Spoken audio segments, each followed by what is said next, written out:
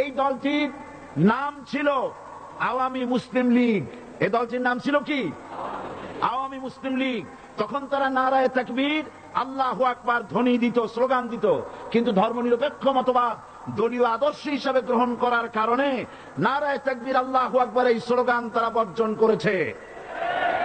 1972 সনে যখন তারা ক্ষমতায় এলেন, তখন সংবিধানের শিরোনামে মুসলিম প্রথা সিদ্ধ বিসমিল্লাহির রহমানির রহিম তারা পরিত্যাগ করেছিল। সমস্ত বিশ্ববিদ্যালয়ের মনোগ্রাম থেকে ইকরা বিসমি রাব্বিকাল্লাযী খালাক রব্বি জিদনি ইলমা এটাকে তারা বাদ দিয়েছিল।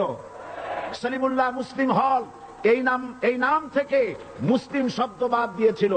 নজরুল ইসলাম কলেজের নাম থেকে ইসলাম শব্দ বাদ দিয়ে শুধু নজরুল কলেজ করেছিল। এগুলি অসত্য না সত্য?